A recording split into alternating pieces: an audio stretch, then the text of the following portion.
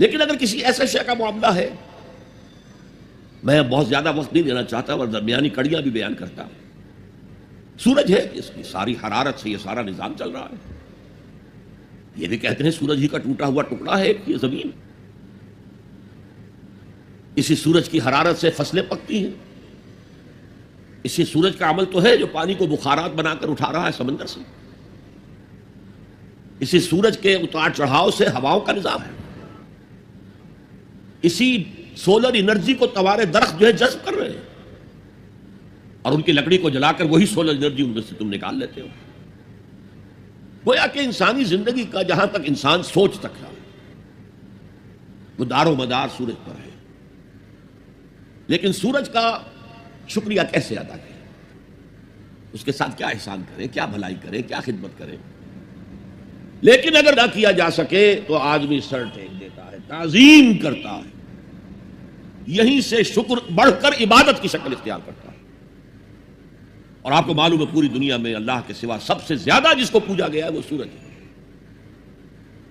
لیکن عقل کی ایک چھلانگ اور ہے، صرف ایک چھلانگ. یہ سورج اور چاند تو ایک نظام میں جکڑے ہوئے معلوم ہوتے ہیں. ہر روز ایک ہی نظام سے معاملہ چل رہا ہے. کوئی اور ہے جس کے نظام میں یہ جکڑے ہوئے ہیں؟ یہ ایک چھلانگ ہے. یہی چھلانگ لگائی حضرت ابراہیم علیہ السلام نے. تارا، ستارہ، چاند، سورج سب کی نفی کر کے انی وجہت وجہی للذی فطر السماوات والارض حنیفا وما انا من المشرکین. یہ ہے عقل کا معاملہ. فطرت شکر کا جذبہ.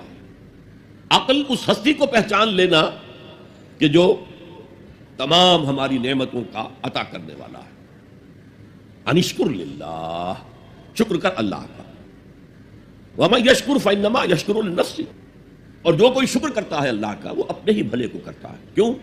اب اس کی شخصیت کے ارتقاء کے لیے، ترقی کے لیے، استحکام کے لیے ایک راک فاؤنڈیشن فراہم ہو گئی ہے. اس کی شخصیت کا ارتقاء ہوگا، اس کی شخصیت بنے گی، اس کی خودی توانا ہوگی. وَمَن كَفَرَ، اب یہاں پہچانیے لفظ کفر کو، یہ شکر کے مقابلے میں آ رہا ہے. وَمَن كَفَرَ، کفر کے معنی جو ہے اصل میں چھپا لینا ہے. کفارہ کسے کہتے ہیں؟ گناہ کا کفارہ ہے. قسم کھائی تھی توڑ رہا ہوں، کفارہ دے رہا ہوں. یا کہیں کہہ بیٹھا تھا اپنی بیوی کو تم میری ماں کی طرح ہو، اس کو کفارہ دینا. سورہ مجادلہ میں ذکر. تو ڈھانپ دینا یعنی فطرت سے ابھرنے والے اس جذبے کو روک دینا،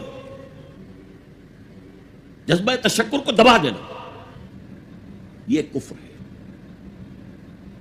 اور اس کے ساتھ ایک لفظ جو بہت عام آتا ہے، الذین کفروا وکذبوا بآیاتنا. کفر تو خود اس نے کیا ہے، اس کے اندر فطرت جو تھی اس فطرت کو اس نے دبایا ہے. سیکنڈریلی جب رسول کی دعوت سامنے آئی ہے، آیات سامنے آئی، ان کا انکار کیا ہے، تکذیب کی. یہ دو چیزیں ایک نہیں ہے، ہم مانی نہیں ہے. یہ ایسا نہیں ہے کہ جیسے گورا چٹا، یہ گویا کہ ایک ہی مفہوم کے لیے دو الفاظ ہیں. نہیں نہیں، کفر اور شے ہے، تکذیب بالکل دوسری شے ہے، جھٹلا دینا. تو وَمَن كَفَرَ فَإِنَّ اللَّهَ غَنِيٌّ حَمِيدٌ. تو اللہ تعالیٰ تو غنی ہے، اسے کوئی احتیاج نہیں ہے کہ کوئی اس کی تعریف کرے نہ کرے، اس کا کوئی شکر ادا کرے نہ کرے. وہ حمید ہے، اپنی ذات میں خود ستودہ صفات ہے، خود محمود ہے، کوئی حمد کرے نہ کرے. البتہ حمد کے معنی یہاں سمجھ لیجئے. حمد شکر اور ثنا دونوں سے مل کر بنتا ہے. الحمدللہ کل ثنا بھی اللہ کے لیے ہے اور کل شکر بھی اللہ کے لیے. انشکر للہ ومن یشکر فانما یشکر لنفسہ ومن کفر فان اللہ غنی حمید. اسی کے ساتھ عقل ایک قدم آگے بڑھتی ہے. وَإِذْ قَالَ لُقْمَانُ لِابْنِهِ وَهُوَ يَعِظُهُ يَا بُنَيَّ لَا تُشْرِكْ بِاللَّهِ.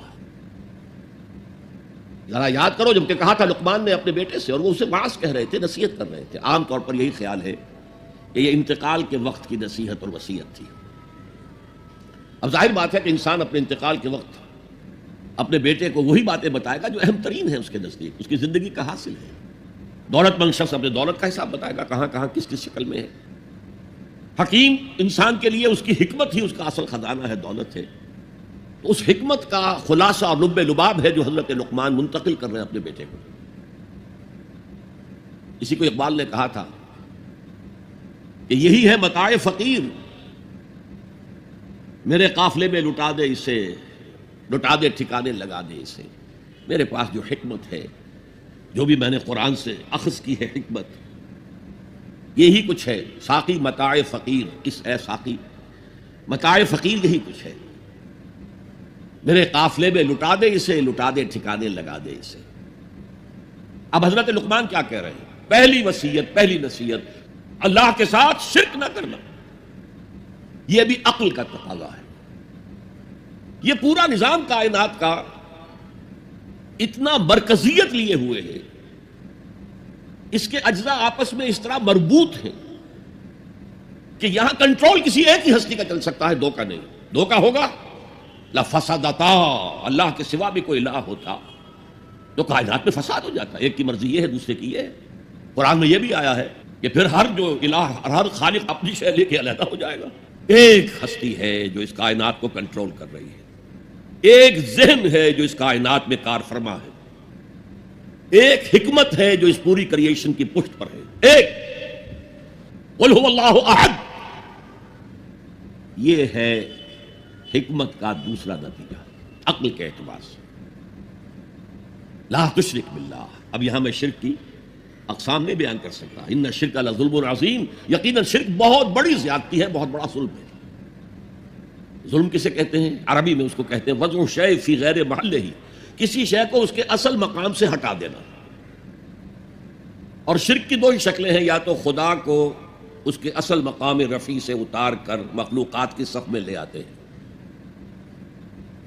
اس میں کوئی احتیاج ثابت کر دیتے ہیں، یا جیسے تورات میں اس کے جو بھی مرتبین تھے، اس کی تباہی کے بعد 587 قبل مسیح میں تورات تباہ ہو گئی تھی، اس کے کچھ 100 سال بعد کچھ لوگوں نے اپنی یادداشتوں سے مرتب کی ہے، وہ ہے اس وقت تورات کے نام سے جو دنیا میں ہے، اصل تورات نہیں ہے۔ اس کے جو مرتبین ہیں انہوں نے یہ بھی لکھ دیا ہے کہ حضرت یعقوب کی اور اللہ کی کشتی ہوئی اور حضرت یعقوب نے اللہ کو پچھاڑ دیا۔ یہ بھی ہے، انسانی سطح پر لے آئے، یا پھر مخلوقات میں سے کسی کو اللہ کی جگہ پہنچا دیا۔ دونوں جو ہیں ظلم، یعنی وضع الشیء فی غیر محلہ، شے کو اس کی اصل حقیقت سے، اصل جگہ سے، اصل مقام سے، اصل مرتبے سے ہٹا دینا۔ ان الشرک لظلم عظیم، شرک فی الذات بدترین شرک ہے، اللہ کی ذات میں بیٹا ماننا، بیٹی ماننا، یا یہ اللہ ہی نے اس کائنات کی شکل اختیار کر لی، ہر چیز خدا ہے۔ فلسفوں میں یہ ہماؤس کا فلسفہ، یہ شرک فی ذات کی بدترین صورت ہے، بدترین صورت ہے۔ پھر شرک فی صفات ہے۔ بدقسمتی سے ہماری زبان میں الفاظ، صفات کے لیے جو الفاظ ہیں وہ مشترک ہیں اللہ میں اور مخلوق میں۔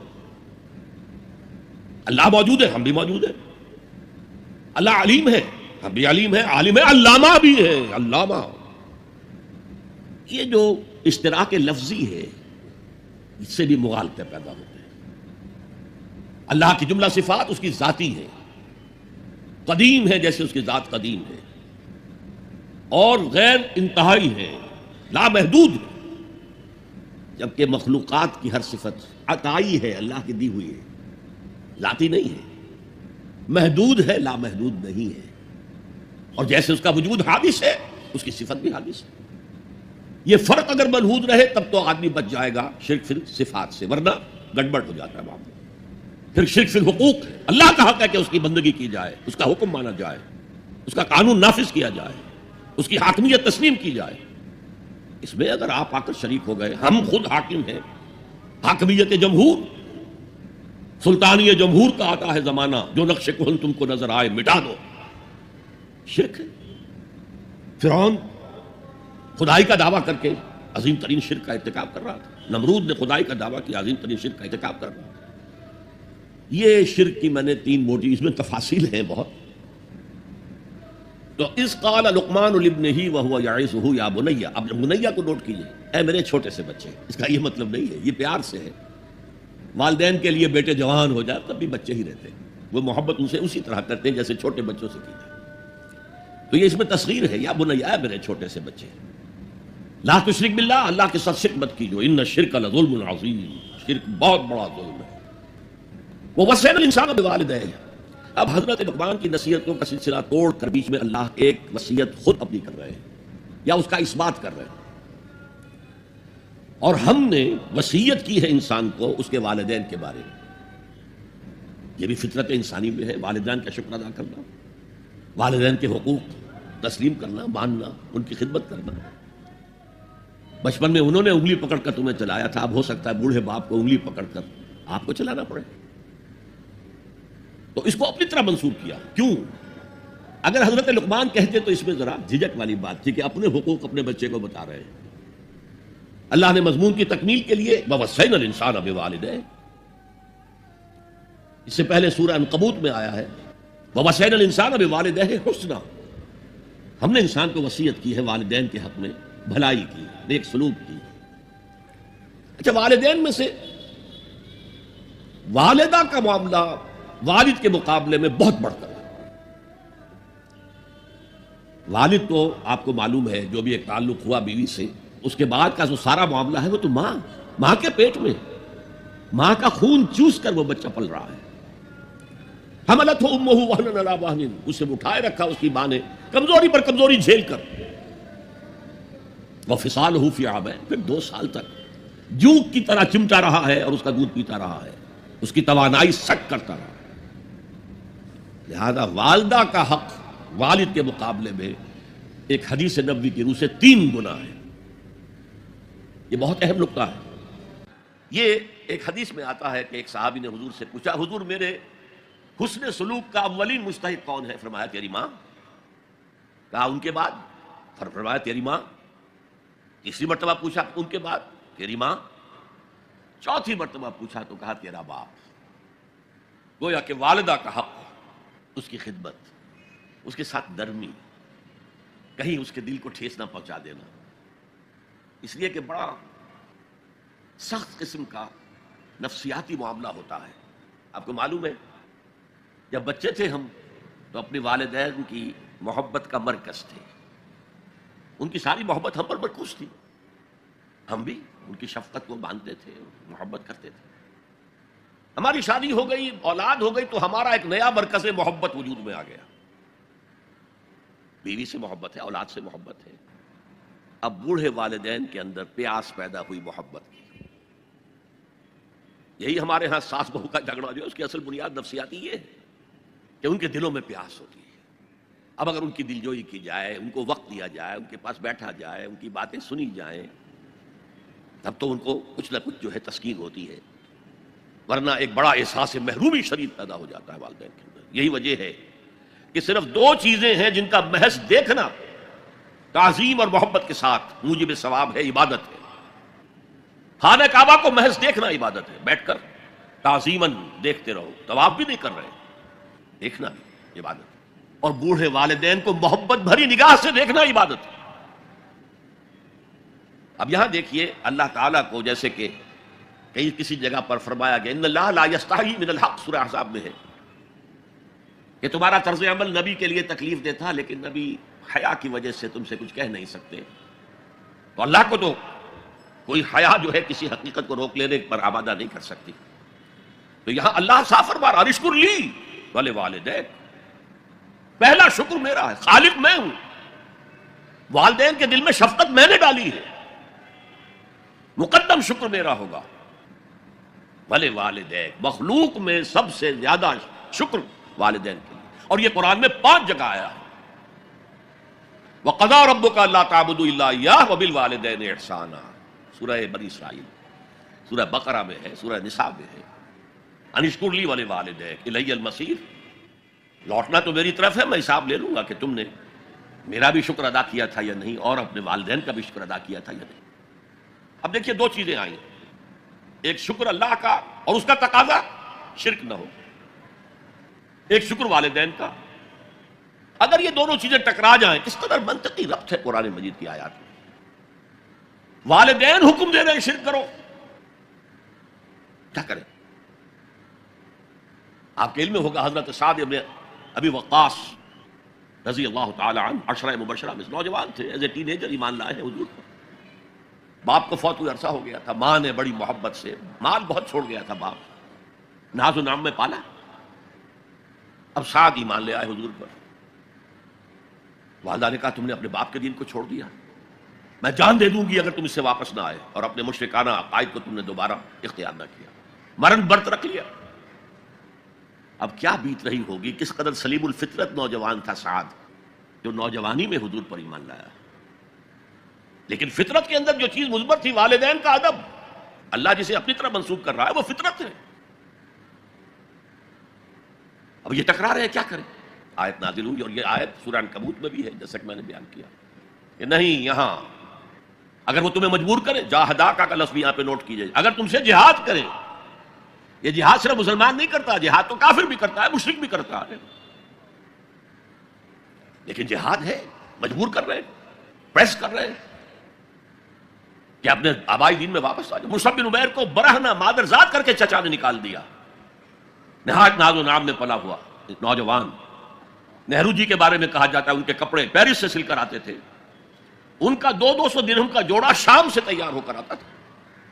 باپ اتنی دولت چھوڑ گیا، اور جہاں سے مصعب گزر جاتا تھا تو خوشبو اتنی رچی بسی ہوتی تھی ان کے لباس میں کہ پوری گلی، پورا بازار مہک جا رہا ہے. لوگ ہاں مصعب جا رہا.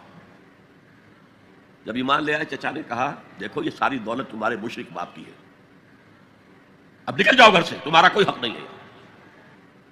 اٹھ کر چلنے لگے تو کہا یہ کپڑے جو تمہارے جسم پر ہیں وہ بھی اسی مشرک باپ کے ہیں، اتار دو. اتار.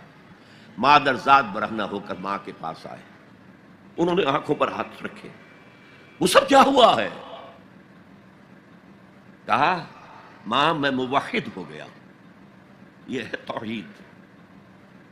موحد اپنے آپ کو سمجھنا کچھ اور ہے. زندہ قوت تھی زمانے میں یہ توحید کبھی، اور اب کیا ہے؟ فقط ایک مسئلہ علم کلام.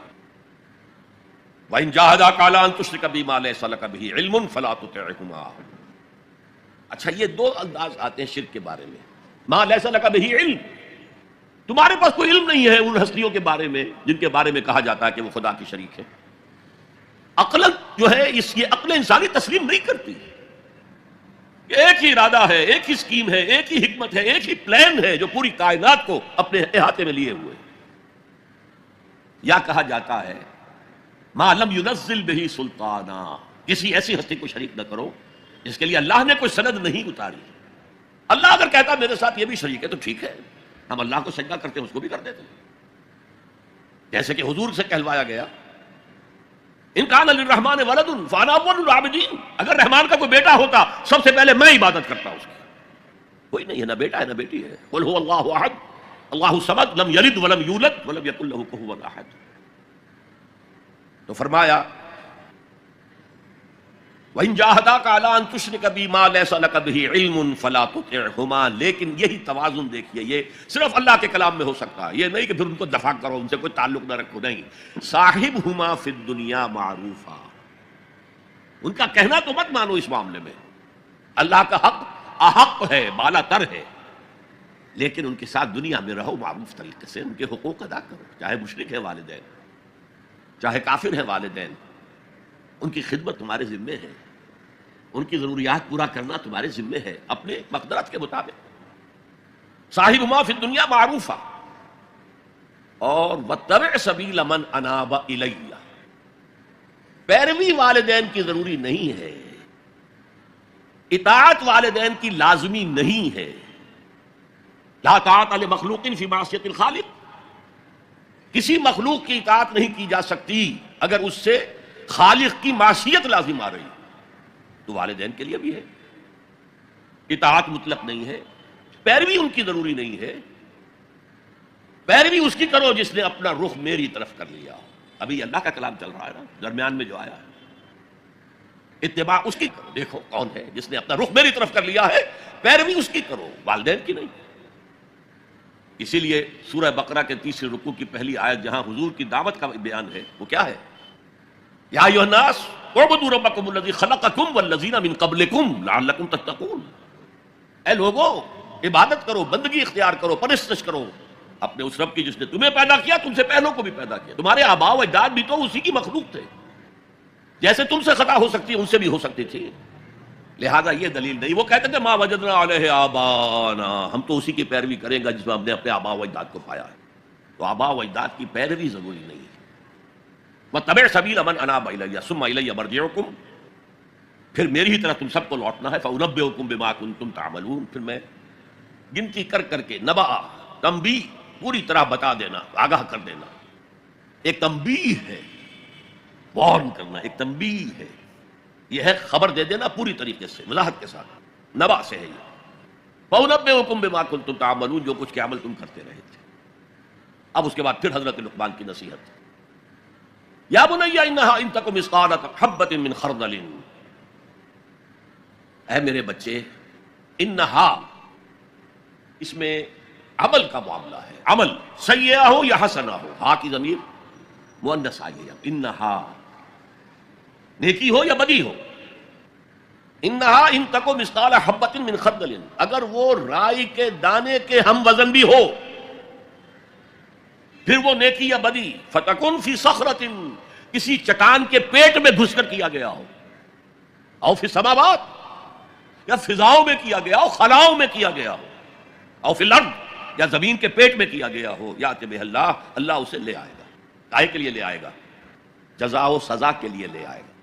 انسانی اعمال میرے بیٹے یہ جان لو ضائع ہونے والی چیزیں نہیں. ان کے بدلے نکلیں گے، ان کے نتائج نکلیں گے، ان کے بدلے مل کر رہیں گے. چھوٹی سی چھوٹی چیز بھی، رائی کے دانے کے ہم وزن بھی ہو. مثقال ثقل سے بنا ہے، ثقل کہتے ہیں بوجھ کو. تو اگر وہ رائی کے دانے کے ہم وزن بھی ہوگا تو کہیں نہیں چھپے گا. اسی لیے آیا نا فَمَن يَعْمَلْ مِثْقَالَ ذَرَّةٍ خَيْرًا يَرَهُ وَمَن يَعْمَلْ مِثْقَالَ ذَرَّةٍ شَرًّا يَرَهُ. کسی نے اگر ذرے کے ہم وزن نیکی کی ہوگی وہ بھی اپنے سامنے پائے گا، اور ذرے کے ہم وزن کوئی بدی کی ہوگی وہ بھی سامنے پائے گا. ان اللہ لطیف خبیر، یقیناً اللہ تعالی لطیف ہے، باریک بین ہے، اور خبیر ہے، باخبر ہے، ہر شے سے باخبر ہے. لا یخفی علیہ شیء فی الارض ولا فی السماء، کوئی شے اس پر مخفی نہیں ہے، نہ زمین کی نہ آسمانوں کی. تیسری نصیحت، یا بنی اقم الصلاۃ وامر بالمعروف وانہی عن المنکر واصبر علی ما اصابک. اے میرے بچے، نماز قائم رکھ. اب نماز سے مراد کون سی نماز ہے؟ آپ اس سے اپنی نماز نہ سمجھیے. ہم سے پہلے بنی اسرائیل کے اندر کچھ اور نماز کی شکل تھی، ہمیں کچھ اور نماز کی شکل دی گئی ہے. ہمیں نماز کے اوقات اور دیے گئے، ان کے کچھ اور تھے. لیکن کیا شے مشترک؟ اللہ کے ساتھ ایک لو لگانے کی شکل، اللہ کے ساتھ تجدید عہد کرتے رہنا، اللہ تعالیٰ کے ساتھ ایک تعلق قلبی اور ایک ربط ذہنی برقرار رکھنے کا کوئی نظام ہونا چاہیے. وہ ستون مانو اسے، الصلاۃ و عماد الدین. تو نماز قائم رکھ، میں نے ترجمہ رکھ کیا ہے، کر نہیں. ظاہر بات ہے کہ لقمان بھی نماز پڑھتے ہوں گے، جو بھی نماز تھی ان کی، اور یقیناً ان کا بیٹا بھی پڑھتا ہوگا. اس لیے یہاں نماز قائم کر کی بجائے بہتر ترجمہ ہے نماز قائم رکھ. وامر بالمعروف ونہی عن المنکر. اب پھر فطرت کا معاملہ آ گیا. فطرت انسانی واقف ہے کہ یہ شر ہے، یہ خیر ہے. جسے میں نے اس سے پہلے کہا ہے کئی مرتبہ، بیسک ہیومن موریلٹی، جو پوری انسانیت کی میراث ہے، ہر مذہب میں وہی ہے. اسی کی بنیاد پر کچھ لوگ ڈیولپ کرتے ہیں فلسفہ وحدت ادیان، لیکن وہ بات درست نہیں ہے. البتہ یہ کہ جہاں تک بنیادی اخلاقی تعلیمات ہیں وہ مشترک ہیں، وہ انسانوں کی مشترک میراث ہے. جھوٹ مت بولو، سچ بولو، وعدہ خلافی نہ کرو، وعدہ پورا کرو. راہ میں کوئی بھٹک رہا ہو تو راستہ دکھاؤ، کوئی اندھا ہے تو انگلی پکڑ کر اسے سڑک پار کرا دو. یہ فطرت انسانی ہے. اس پہلو سے معروف کا لفظ آیا، نیکی کا لفظ نہیں آیا یہاں. جانی پہچانی شے. اذا ساعت کا سیئتک وحرت کا حسنتک فانت مومن. اگر تمہیں کوئی نیکی کا کام کر کے مسرت حاصل ہو، دل میں انشراح ہو جائے، اللہ نے مجھے توفیق دی، اور کوئی برا کام کر کے برا لگے، یہ میں نے کیا کر دیا، نہیں کرنا چاہیے تھا، تو تم مومن ہو. تو معروف شے ہے، جانی پہچانی چیز ہے نیکی، اور منکر ہے. فطرت انسانی ابا کرتی ہے برائی سے. یہ علیحدہ بات ہے کہ انسان جو ہے اپنی فطرت کے خلاف چلتا ہے، اپنے مفادات کو دیکھتا ہے، دنیا پرستی میں غرق ہو گیا ہے کہ اندر سے اس کا ضمیر کانشنس اسے ملامت کرتا ہے، تم غلط کام کر رہے. پھر آیا بر میں ہم دیکھ سکے وہ اپنے آپ کو سیٹسفائی کرنے کے لیے کہتا ہے میں فلاں فلاں نیکی کا کام بھی تو کر رہا ہوں، تو اتنا مضطرب کیوں ہے؟ یہ سارا معاملہ معروف منکر، یا بنی اقم الصلاۃ وامر بالمعروف وانہا عن المنکر، اے میرے بچے نماز قائم رکھیو، انتقال کے وقت کی یہ وصیت ہے، اور نیکی کا حکم دیتا رہیو، معروف شے کا پرچار کریو۔ یہ وہی مضمون آ گیا سورۃ العصر کا، والعصر ان الانسان لفی خسر الا الذین آمنوا وعملوا الصالحات وتواصوا بالحق وتواصوا بالصبر۔ یا بنی اقم الصلاۃ، یہ عمل صالح، شرک سے بچ گئے، یہ ایمان ہے، توحید ہے۔ وامر بالمعروف ونہی عن المنکر، حکم دے نیکی کا، بھلائی کا، معروف کا، اور روک منع کر منکر سے، جس سے ابا کرتی ہے انسان کی فطرت، جس میں وہ جانتی ہے کہ یہ کام اچھا نہیں ہے۔ وَاصْبِرْ عَلَىٰ مَا أَصَابَكَ، وہ صبر بھی آ گیا، وَتَوَاصَوْا بِالصَّبْرِ، اور پھر جو بیتے اس پر صبر کیجو، اس لیے کہ امر بالمعروف اور نہی عن المنکر بڑا کڑوا فعل ہے یہ، خاص طور پر نہی عن المنکر کسی کو اچھا نہیں لگتا، ریزنٹمنٹ ہوتی ہے۔ بچے بھی، جیسا کہ میں عرض کر چکا ہوں، اگر آپ کہہ دیں بھئی یہاں مت کھیلو، یہ کھیلنے کی جگہ نہیں ہے، تو پھر اکثر و بیشتر اپنی عزت سلامت لے کر گھر جانا ممکن نہیں ہوگا۔ اور جو سب سے بڑا حق ہے، یہ زمین، یہ کائنات اللہ کی ہے، وہ اس کا حاکم ہے، اس کی حاکمیت قائم کرو۔ تو جو خدا بنے بیٹھے ہوں، اپنی حاکمیت کا سکہ چلا رہے ہیں، وہ برداشت کریں گے؟ یہ دیکھیے عیسائیت میں بھی یہ تصور موجود ہے، آخر ہے تو حضرت عیسیٰ نبی تھے نا، اللہ کے رسول تھے، ان کی جو سورہ فاتحہ ہے، جیسے ہماری نماز کی کوئی رکعت نہیں ہو سکتی سورہ فاتحہ کے بغیر، اسی طرح لارڈز پریئر ہے ان کی جو سورہ فاتحہ کی جگہ ہے، اور اس میں یہ جملہ دائی kingdom come thy will be done on earth as it is in heavens, اے رب تیری حکومت آئے، تیری سلطنت آئے، جسے آسمانی بادشاہت بھی کہا گیا ہے، اے رب تیری بادشاہی آئے، دائی kingdom come thy will be done on ارتھ، تیری مرضی زمین پر بھی اسی طرح پوری ہو as it is in heavens, جیسے آسمانوں میں پوری ہو رہی ہے۔ پوری کائنات تو تیرے حکم کے آگے سربسجود ہے، دنیا میں تیرے خلاف بغاوت ہو گئی، اے رب تیری حکومت یہاں بھی قائم ہو جائے، یہاں بھی تیری مرضی کے مطابق معاملات کرو۔ اب اس میں ظاہر بات ہے ریزنٹمنٹ ہوگا، جو خدائی کا تخت جمائے بیٹھے ہوں، جن کے ویسٹڈ انٹرسٹ ہوں، جو اس معاشرے میں پریولیج کلاسز ہوں، وہ کبھی گوارا نہیں کریں گے۔ تو یہ معمولی سی ریزنٹمنٹ کے ساتھ ساتھ بڑے سے بڑے ٹارچرز آئیں گے، سزائیں دی جائیں گی، مارا جائے گا، قتل کیا جائے گا، جیلوں میں بھرا جائے گا، لیکن فرمایا وَاصْبِرْ عَلَىٰ مَا أَصَابَكَ، جو بھی پڑے تم پر پھر جھیلو اور برداشت کرو۔ إِنَّ ذَلِكَ مِنْ عَزْمِ الْأُمُورِ، یہ بڑے عظیمت کے کاموں میں سے ہے، بڑے عزم اور ہمت کی ضرورت ہے، اس کے لیے بڑی قوی قوت ارادی کی ضرورت ہے، بہت پختہ ڈٹرمنیشن کی ضرورت ہے، یہ معمولی باتیں نہیں ہیں۔ یا بنی اقم الصلاۃ وامر بالمعروف وانہی عن المنکر واصبر علی ما اصابک ان ذلک من عزم الامور۔ اب اس کے بعد دو چیزیں عام اخلاقیات میں سے، ولا تصعر خدک للناس،